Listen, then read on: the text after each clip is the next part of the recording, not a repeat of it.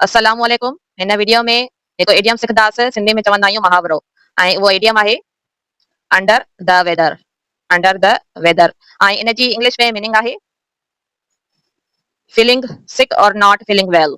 I repeat, feeling sick or not feeling वेल। ऐं इन जी सिंधी में माना आहे बीमार महसूस करण या तबियत ठीक न हुजण। बीमार महसूस करण या तबियत ठीक न हुजण। हाणे हिन इडियम जो ओरिजिन ॾिसंदासीं। ओरिजिन जी सिंधी में माना आहे शुरूआत, यानी ही इडियम कॾहिं खां इस्तेमालु थी रहियो आहे ऐं हिन इडियम खे अंडर द वेदर छो था चऊं। ठीकु आहे, त मां ओरिजिन शो कयां थी। हाणे त ही ओरिजिन आहे हिन इडियम जो। फर्स्ट मां इंग्लिश में रीड कयां थी, देन मां जेको आहे सो इन ओरिजिन जी ट्रांसलेशन बि शो कंदसि। ठीकु आहे, त ही ओरिजिन आहे हिन इडियम जो अंडर द वेदर।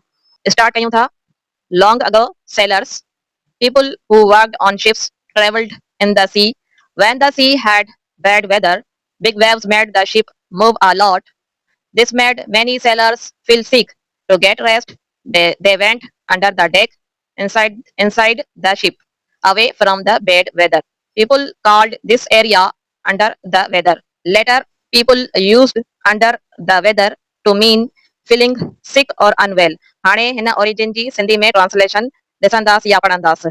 ही हिन इडियम जो सिंधी में ओरिजिन आहे अॻोणे वक़्तनि में ॿेड़ीअ ते कमु कंदड़ माण्हू समुंड में सफ़र कंदा हुआ। जॾहिं समुंड में ख़राब मौसम थींदो हो त वॾियूं लहरूं ॿेड़ीअ खे घणो लोॾींदियूं हुयूं। इहो ॾिसंदे केतिरा ई मला यानी सेलर्स बीमार थी पवंदा हुआ। आराम लाइ उहे ॿेड़ीअ जे हेठें हिसे में वेंदा हुआ, जिते ख़राब मौसम खां बचाव हूंदो हो। हिन हंध खे अंडर द वेदर चयो वेंदो हो। उन खां पोइ माण्हुनि अंडर द वेदर चवणु शुरू कयो जॾहिं को बीमार महसूस कंदो हो।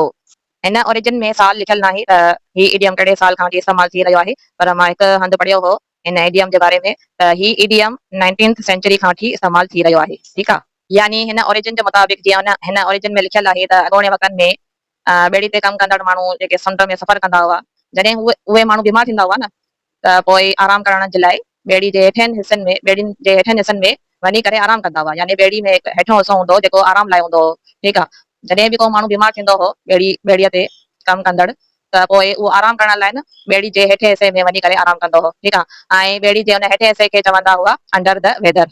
उन खां पोइ अंडर द वेदर खे माण्हुनि एज़ एन इडियम इस्तेमालु करणु शुरू करे ॾिनो, यानी कि अंडर द वेदर खे एज़ अ मुहावरो चवणु शुरू करे ॾिनो। ठीकु आहे, यानी कोई बि शख़्स बीमार थींदो हो त हुन लाइ चवंदा हुआ he is under the weather. ऐं हिन जो मतिलबु छा आहे सिंधी में, त हू बीमार आहे। हाणे ॾिसंदासीं त हिन इडियम खे सेंटेंस में कीअं इस्तेमालु कजे। ठीकु आहे, त सेंटेंस आहे he did not come to the party because he was under the weather.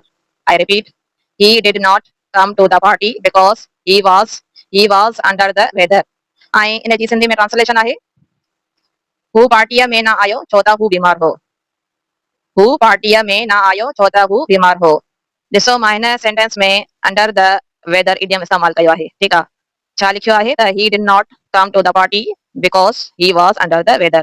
हू पार्टीअ में न आयो छो त he was under the weather, यानी इन जी मीनिंग आहे या ट्रांसलेशन आहे सिंधी में हू बीमार हो। ठीकु आहे, हाणे ॿियो जुमिलो ॾिसंदासीं या ॿियो सेंटेंस ॾिसंदासीं।